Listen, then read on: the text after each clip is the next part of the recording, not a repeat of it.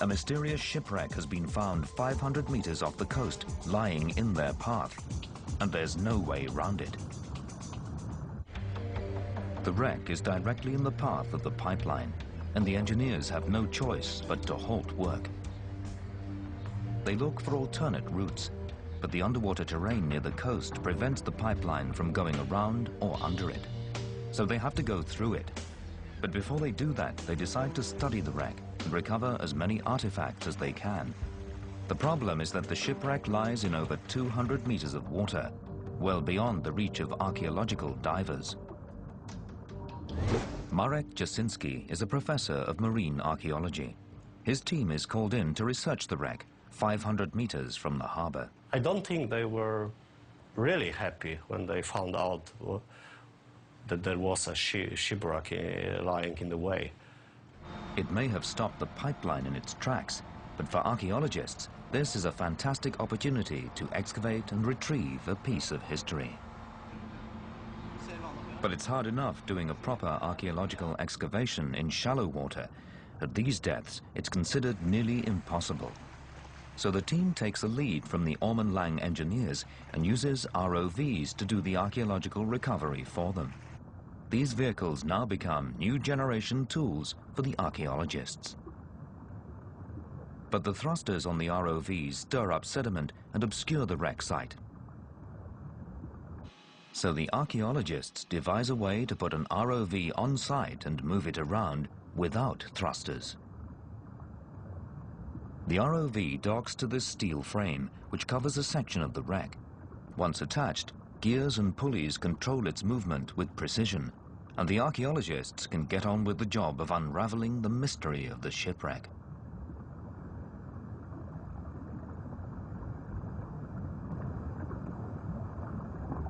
Our theory is that the ship was on its way to northern Russia, to Arkhangelsk, and that this ship was a part of the trade network between West Europe and northern Russia. The find is amazing. They discover 18th century artifacts from Asia, the Mediterranean, and all over Europe.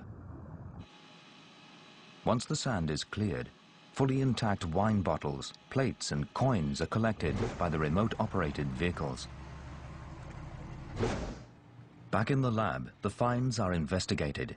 The archaeologists may never know the name of the ship these artifacts come from, but it's an extraordinary opportunity to look into maritime history, an opportunity that may never have arisen had the Ormen Lange pipeline not stumbled upon the wreck.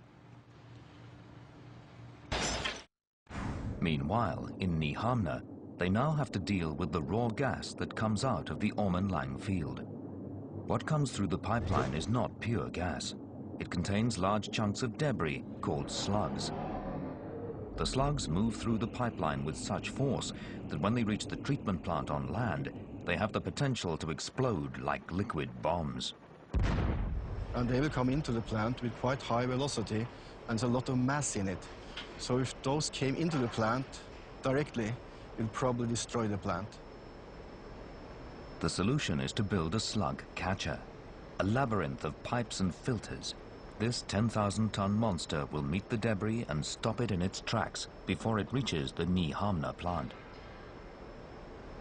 Now the engineers have to contend with millions of cubic meters of condensate.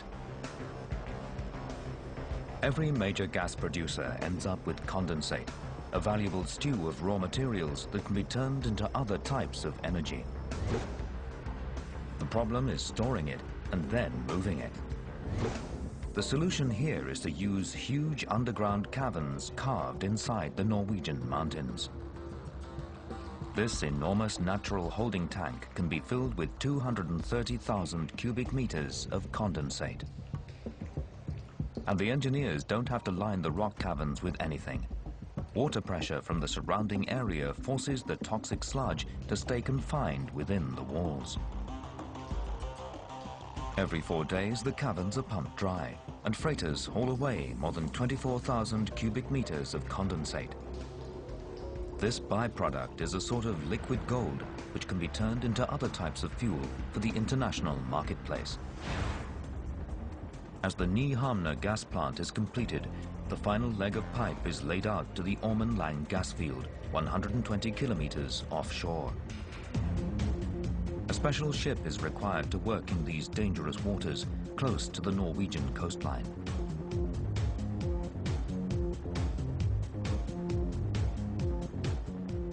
It can maneuver in tight spots using dynamic positioning, moving meter by meter from shore to the Ormen Lange gas field. Out here near the gas field, the Solitaire reaches the limit of its pipe-laying ability and can go no further. Its job comes to an end at the top of the Storegga slide. This is the most demanding part of the entire Ormen Lange project. The steep terrain left in the wake of the Storegga landslide requires a special pipe-laying ship. This is the S-7000, a former crane ship that's been modified with a 130-meter tower on its stern deck. It's now taller than a 33-story building.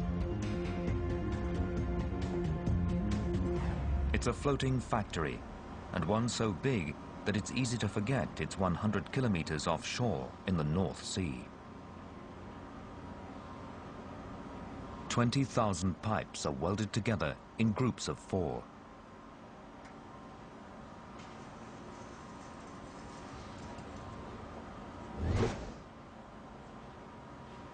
The now 48-meter-long pipe is then lifted up into the 130-meter tower and lowered onto the pipeline.